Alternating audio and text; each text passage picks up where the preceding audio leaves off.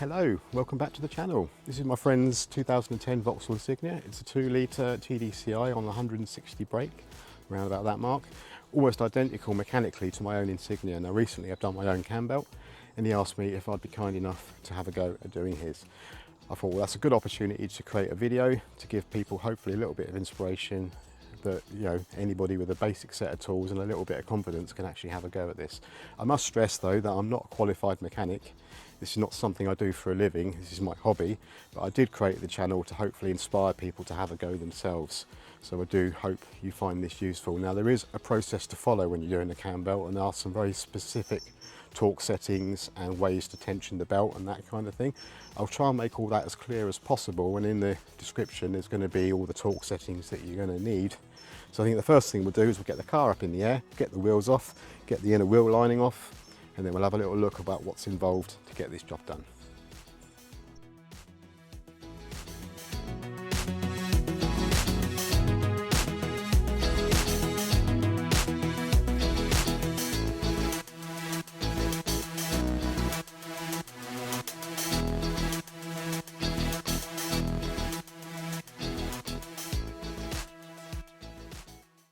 So now the car's up in the air, next thing we need to do is to remove the inner wheel well.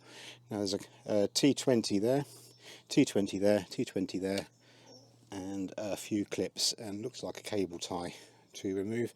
Cable tie is an optional extra on this model. No, I think the clip's been lost at some point. So we'll just get this off and I'll be back in just a moment. So we've removed the under tray and I'll show you that in just a second, but the first thing I want to do at the top of the engine is to remove the airbox. So we've got two little clips here that need to be removed. So we'll do this one first, which is on the MAF sensor. So just get a little tool just to clip that forward. Hopefully you can see that. And then pinch it in and undo. And this little chap here, I don't know if you can see, the sensor here, and you just like a pinch and pull, and that will release that. So when I undo the intake off the turbo, or the intake for the turbo, the cool side, that'll all come away nicely. So it's a 7mm socket, undo the Jubilee clip.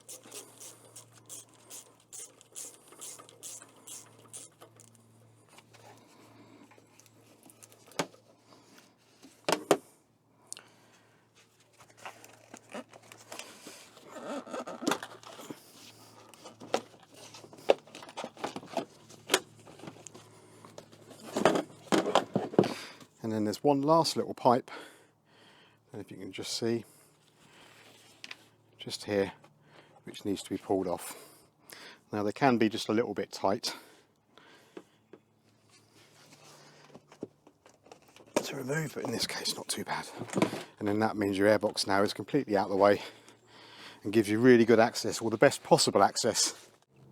So with the airbox removed, we can now get good access to the engine mount. So what we're going to need to do is to jack the bottom of the engine up on the sump, and there's a location there, and we're going to use a trolley jack, a bottle jack and a bit of wood so it doesn't damage it. And we're just going to take the pressure off of this mount. Then you've got bolt here, bolt here, bolt here, plus 1, 2, 3 on this, and that will remove the mount section from the car. And then there's another mount, which, well, the lower part, or the engine part of the mount that sits to the engine. We're going to then remove that. It's a series of bolts. Then that gives us access to this plate and all these little Allen key bolts to be removed. Then that will get us access to the actual cam belt itself. So I think the first thing we'll do is we'll get the engine jacked up, and I'll show you in a second just how that's done. So all I've done is I've attached my trolley jack on a bit of on a block of wood, and put the block underneath the sump, and I'm just trying to lift it on this point, and I've just jacked it up enough just to take the load off of the engine mount. So we'll go at the top of the engine now and have a little look at that, so we can now start planning to remove the mount. Okay, so I've taken the load off the engine mount, so I can now undo all these bolts.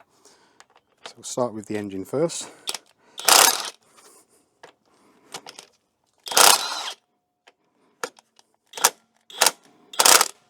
So when you undo the last one,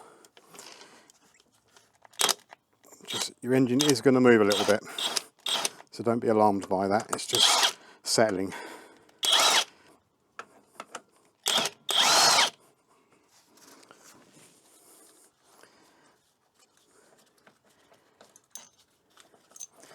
When I mean settling, it's settling on the jack underneath.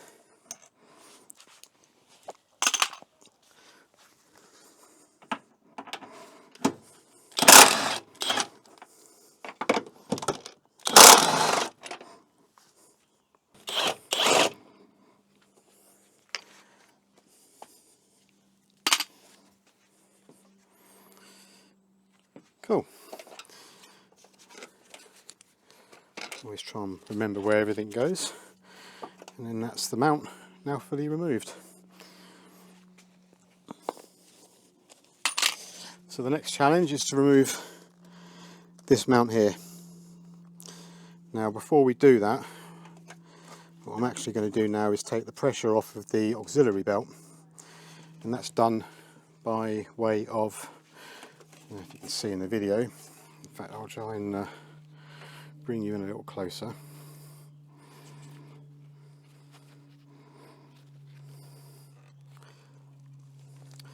So there's a bolt just down there, hope that can be seen on the video, I'll try and zoom it in, and by turning that bolt it releases the tension on the tensioner, which releases the tension on the auxiliary belt and allows that to be removed. Just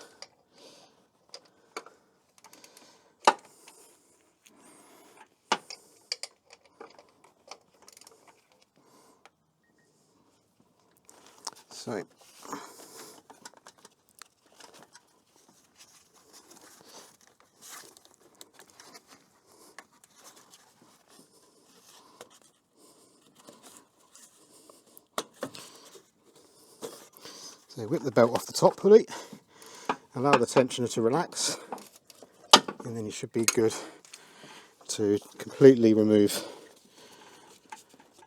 the auxiliary belt.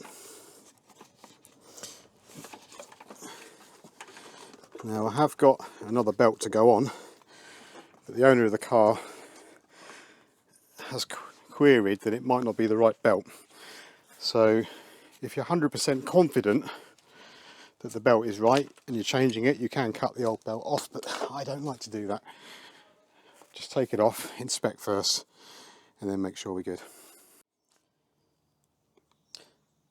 Right, so now the top mount's been removed and the auxiliary belt has been also removed. We're now going to be removing this bottom crank pulley. We're not undoing this main nut, but we are removing these 45mm Torx bolts.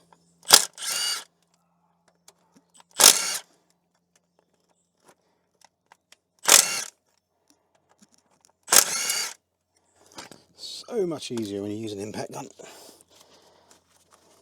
Just take these out. Now,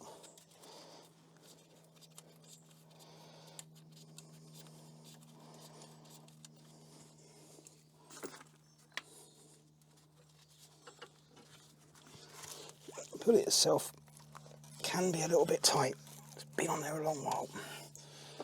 Don't want to really apply too much force to it because they are quite brittle. So I'm just going to get a little rubber mallet and just give it a little gentle tap, a little bit of persuasion. But what you don't want to be doing on it is losing any kind of leverage, because they can quite easily snap. There we go. A couple of little taps with a rubber mallet and she comes straight off. Now, worth noting, there's a little keyhole just there where my thumb is, and that locates to a little keyhole on the actual lower crank. So making sure when you reinstall it that you get that lined up. And now we can see the lower timing mark, more importantly where it needs to time to.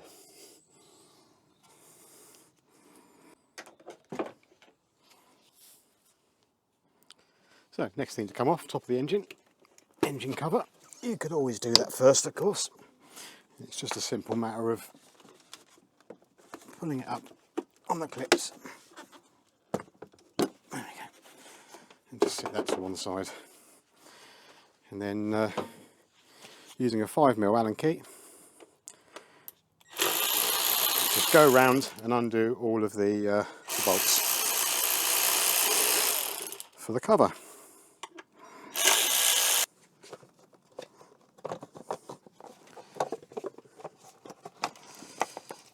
Okay.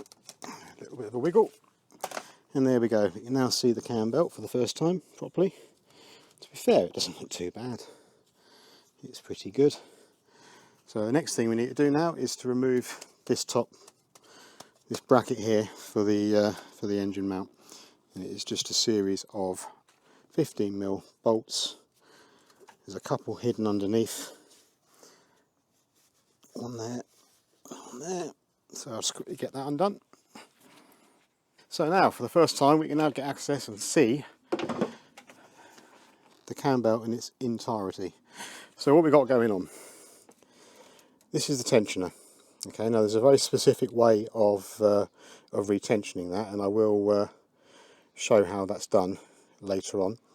You then got an idler here, which just basically positions the belt, and then you've got your water pump. Now we are going to be replacing the water pump. Now looking at it, it's not been leaking, which is good. So the first thing we need to do is to turn around the engine until we line up all of the timing marks. And you're doing that by doing it on the lower crank bolt. And it's just a simple matter of rotating the engine until all the marks align. Once they're all aligned, we're then going to mark them with our own marks, so we can be absolutely sure that when we take the belt off and put a new belt on, it's all going to be timed up absolutely perfectly.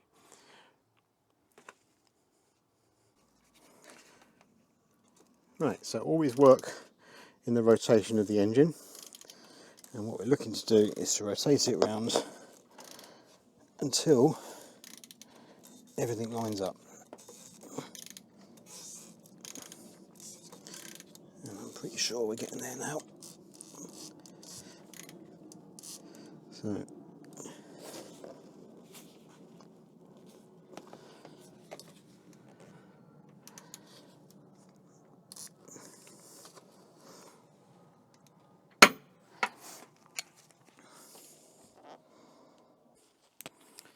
okay, what's best practice now is to get yourself a paint marker, something like this.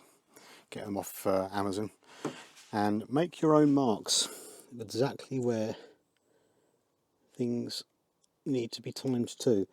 And it's worth taking your time doing this, because you get it a tooth out, you're probably going to be in a bit of trouble.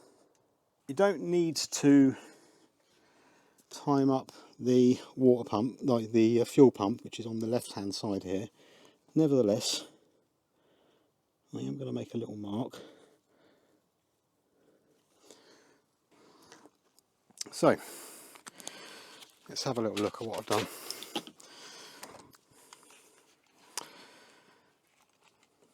So what we've got is we've got a top mark here, which, just put a bit of extra light on, you can see lines up perfectly. I have put a mark here, however it's not overly necessary. And then if we look underneath, I don't need to mark it because it's really clear, but you can see an indent in the engine casing and a little notch in the lower crank. Provided those two are lined up, and this top mark here is lined up, then you are good to go. Now, I'm going to possibly say something a little controversial here. You can get kits to lock everything down, and I strongly recommend you do that. I don't, on this particular engine, use them. It's my choice. You know, it's pretty clear, provided everything lines up, the belt goes back on. Now you've got lots going on here. When you're putting the new belt on, and I'll explain it shortly, this is the side that you need to get timed up. So this belt will be under a little bit of tension as it goes on. This side can be loose on the basis that the tensioner then puts the tensioner in. If this side is loose and this side is tight, you're wrong. So when you're fitting the new belt, start from the top or the bottom and work your way to make sure that this is as tight as it can be, and making sure that that mark there matches the lower mark there on this section here. What happens after here will find its own way, but it's really, really important that that matches that, and this part of the belt is tight-ish, or not a tooth out, should I say, and then when you apply the tension here, the rest takes care of itself. So I think what we'll do now is we'll get the tension out of this and we'll whip the belt off. So using a 12mm spanner, pop it onto your tensioner and we undo it.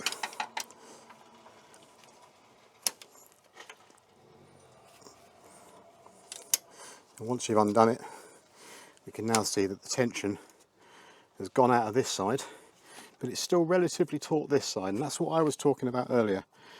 This side doesn't overly matter because the tension gets put in. This side is the bit that needs to be connected.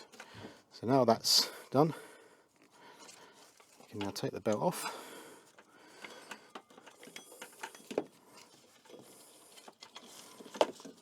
And remove it from the car.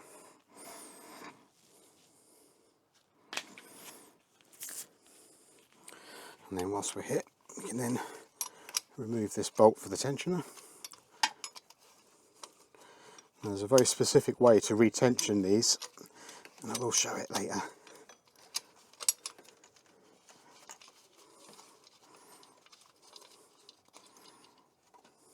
Okay, that's the tensioner off.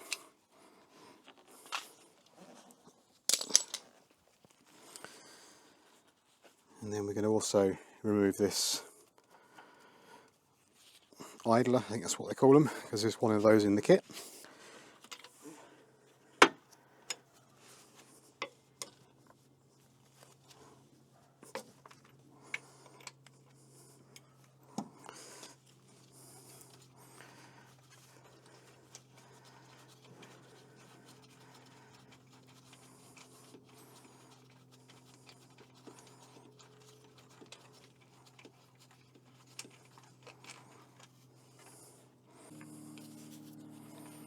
Okay, so now all the pulleys and everything is off. The last thing to do will be to take the water pump off, and it's just a matter of 1, 2, 3 Allen key bolts. Now this is going to make a bit of a mess when this comes off, so don't be alarmed, you're going to get a lot of coolant fall out. You can drain the radiator and do this that way, but I'm choosing to just do it this way and let the water drain down into a catch bucket. Now I am going to use brake cleaner to clean everything up under here, so I'm not at all fussed about any coolant going down there at this point, because it'll all be cleaned up afterwards. And then once we've got the water pump off, I'll show you all the new parts that have got to go on, clean everything up a little bit, and get the new belt fitted.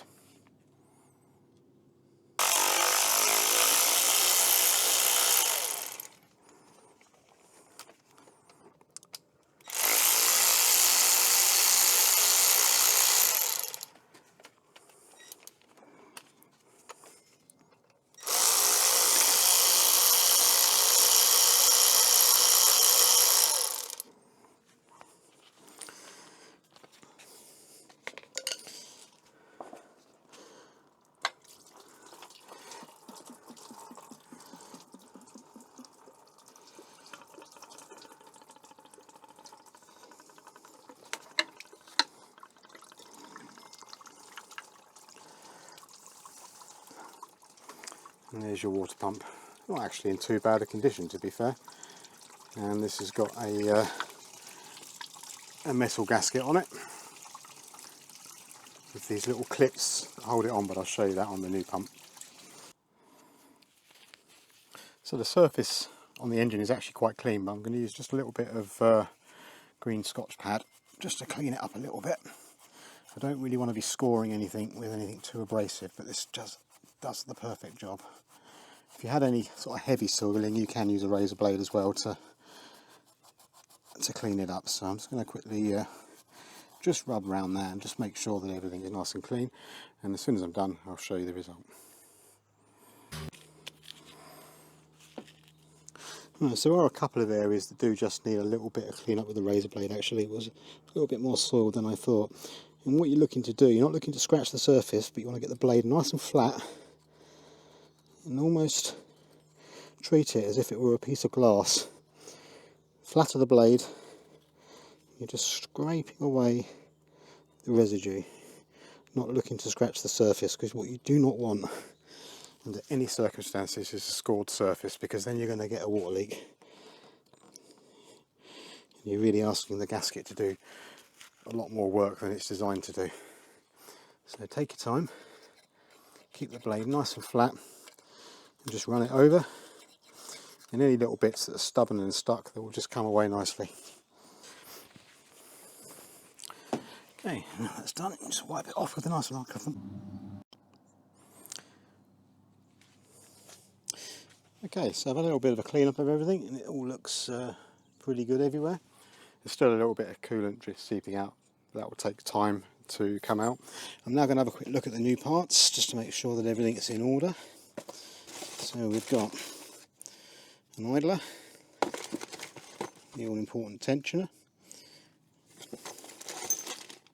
some new hardware,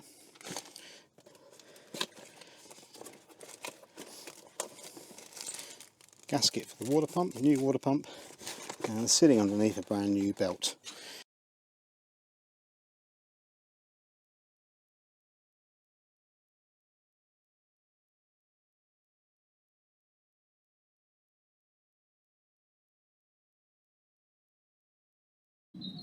Okay, so the water pump itself, brand new water pump. Do a quick test fit just to make sure it's absolutely the right one. And as you can see here, it is. And you've got a metal gasket on this one, these little tabs. And these tabs locate into little locking points. And that is genius. And it means you can't get the gasket on the wrong way, because it'll only go on one way round. You try and put it the wrong way round and it doesn't fit. But it also means that once you've bent the little tabs over, like so, and done it across all 3 points, the gasket itself sits relatively flush and ready to go on. You might need a little screwdriver just to get the tabs to sit exactly home. So like that, just bend them over, keeping the tension on it. Drop your screwdriver. Let's count how many times I've dropped things. And then just bend that one in two. And then the last one, like so. No sealant required on this particular one, so although it's not sitting flush at the moment, by the time everything gets buttoned up, that will bring in line perfectly. Yep, that's good. Now the hardware, the kit itself, doesn't come with any new bolts, so you do need to use the old ones. And I'm just going to go and whiz these on a wheel just to get rid of any old oxidation and corrosion. And I'll be back in just a moment. Right, so having just buzzed these up, I'll just clean them up a little bit. I'm going to apply a little bit of removable thread lock. I don't want these to be ridiculously stuck in there for the next person that happens to work. Now with thread lock you don't need masses of, just a little bit. So I'll put the first bolt in just to get things roughly held in place. And I'll just stick some thread lock on the other bolts.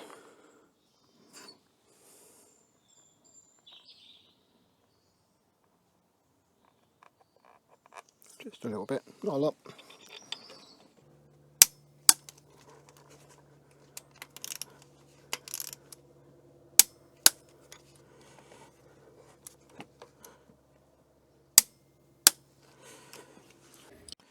Okay, so the next thing to fit was the idler pulley. It comes with a new bolt with a washer, and there's a step side and a non-step side. So the bolt goes into the non-step side, and then we just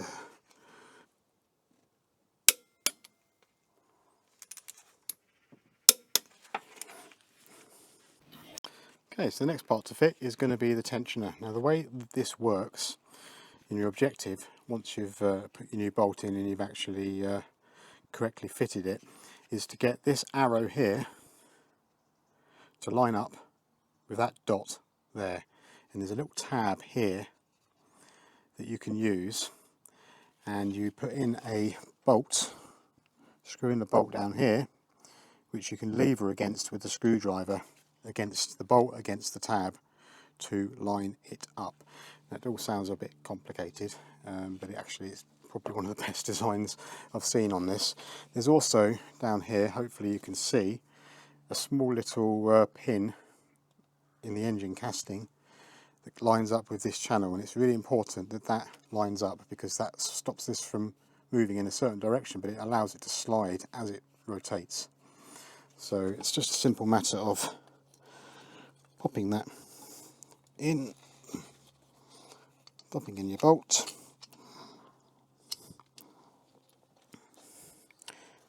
and then once the bolt starts to take, it will hold, and then we'll tighten it up. We're not going to tighten it all the way because we want to have freedom of movement on this to be able to actually apply the tension onto the cam belt. So I'm just going to quickly tighten that up, and I'll be back in just a mo. Okay, so we're just about tight. Now it's really important that you don't over tighten this, but at the same hand you don't under tighten it either, because you want to be able to put the tension in and lock it off. Now it's the sort of job that you need 3 hands for, but I've only got 2, so you kind of have to get a feel. It still moves, it's fine.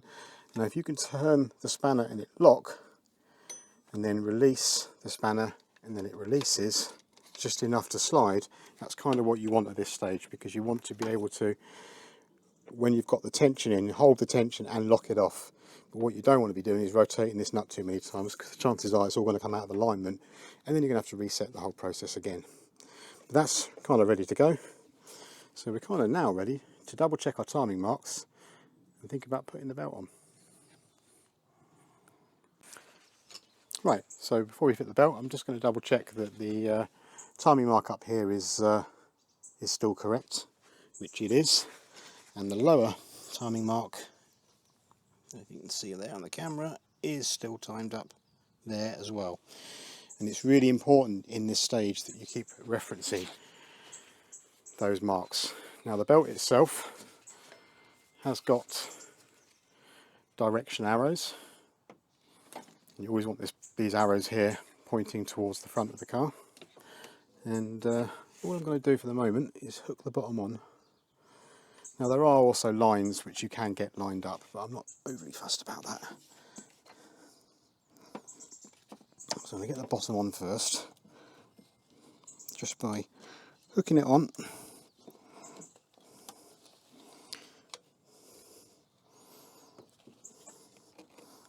Get the belt roughly where it needs to be.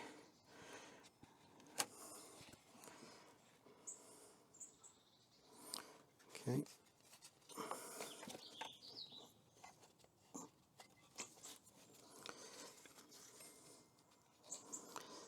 So, putting a bit of tension.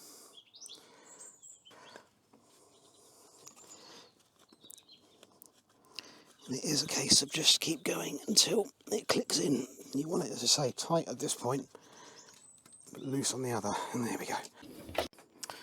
Okay, so after a little bit of faffing around, we've got this side tight and this side loose, which is what we want. So you can see that the top mark here is still perfectly aligned. The lower mark here is still perfectly aligned. We're tight here, which is where you want to be, so we know that's not going to jump a tooth, but we're loose here. Now the reason why we're loose here is because we haven't yet applied any tension to the belt, and that's now the next job. So at this point we don't rotate the engine, we just want to get the tension into the belt, and then after that we'll do a hand rotation, and I like to do 2 complete revolutions of the engine just to be absolutely sure, and then recheck your timing marks to make sure that it's still correct. Now the water pump mark did go out of alignment by a couple of teeth, but I'm not fussed about that because it's not critical. It's not essential that that's timed because it is just a pump. Yeah, happy with that. So the next thing is I'm going to prepare to do the tensioning. Now I don't like this bit because it's difficult to do at the best of times, but to film it and show it, that's going to be a bit of a challenge. So hopefully we can overcome that. Okay, so right, so what you're looking to do is you're looking to pry against the bolt onto a tab, and then allow the little arrow to line up with that dot. You want to get it as close as possible, and then once you hold the tension, and once it's lined up you hold the tension off, and then you in fact that's pretty good, so and then you tighten off this bolt which locks it in. So I'm just going to pop the camera down just for a second while I hold that tension. Hopefully I can tighten up the bolt enough to stop it moving, and there will be a fair bit of tension, so you want to be able to, there we go. So if we now have a little look at it, pretty happily see that the arrow is lined up with the circle. If you can get it directly in the middle, great. But somewhere within the circle is absolutely fine. So now all I need to do is torque that up to the required spec, and then that's the belt tensions. Don't forget to remove your old bolt.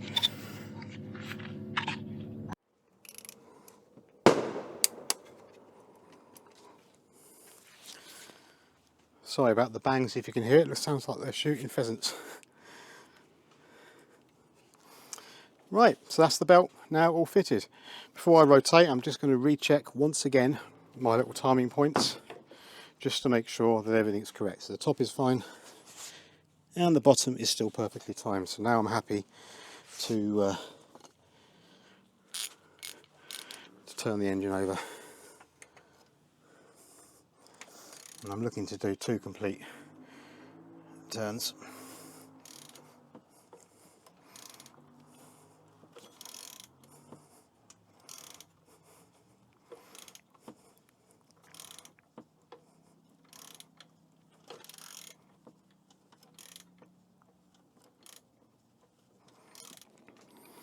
Okay, so having rotated the engine by hand, 2 complete turns, I'm more than happy that the timing mark here matches my made mark, and the timing mark at the bottom still lines up absolutely perfectly, and everything looks absolutely fine. I can see that the, I don't know if you can quite see that tensioner is still lined up. That's now been torqued as well, so that's all good. So all I'll do now is I will put the engine mount back on, which is the exact reverse of taking off. So I fitted the new auxiliary belt. Luckily it was the right size. So to do that, it loops across the top of the power steering pump, underneath the idler, which you can probably just see, and below the engine mount there, then loops around the alternator, comes back on itself, picks up the tensioner, then goes round the crank, and then follows on to the aircon, and then loops back round again. So that's the correct sequence. If you take your time just to look at it, you can actually work it out. And it's really important also to make sure that the belt itself is sitting in all the grooves before you try and start the car. So just double check, take your time, double check that everything is in order and lined up. And now this is the opportunity now, just before I put the airbox back on, just to make sure that everything is buttoned up. So engine mount, I've double checked, torqued everything up. I also replaced the clutch on the AC unit, and that was just literally a matter of just unbolting and bolting the arm back on. Or say clutch, it's what connects the turning pulley with the actual what's it called, the AC pump, so that it can actually rotate. It had all broken off, so just to show you it, all the fins were completely sheared. So very similar actually to another video that I've done, which is when I fixed the AC on my Passat. So hopefully not having to actually change the AC pump will mean I've not dropped any gas. So hopefully the AC now will fire straight up and be great. So just going to double check everything, put the airbox back on, and we're going to fill it up with some coolant, and we're going to go for a start. Right, everything is now back together. So top of the engine's back, or top cover on the engine is back on, airbox is all fitted up, I've double checked everything, I've reconnected the pipes, the lines, everything. Now it doesn't matter how many times you do a cam belt, there's nothing more nerve-wracking than the first start. So let's see how we get on.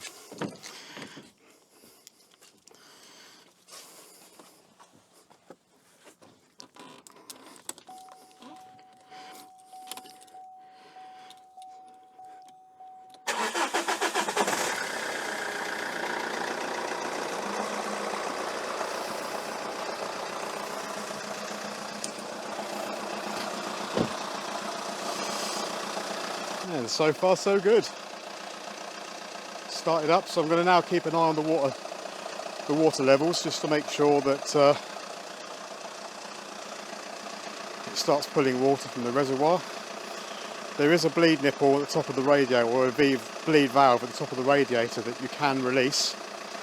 So I'm just going to let it run for a while, keep an eye on the header, and then top up the coolant as required. I'm happy to say the car's up and running, and it's running beautifully. The coolant level is stabilised now, as it did drop a little bit lower than you'd expect because a lot of coolant come out and you obviously got to replace it.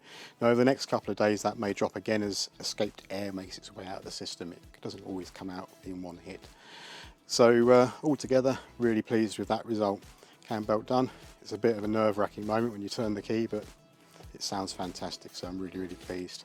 If you like this kind of content, please think about subscribing, because this channel is all about supporting people and trying to save a little bit of money and giving people hopefully a little bit of inspiration to maybe give it a go yourself. I'm not a mechanic, but I enjoy having a go, and that's kind of what this is all about. So if you do like the content, give it a thumbs up, and if you like the channel and you want to see more of this sort of stuff, then you might want to subscribe, and I really do appreciate everyone that does subscribe.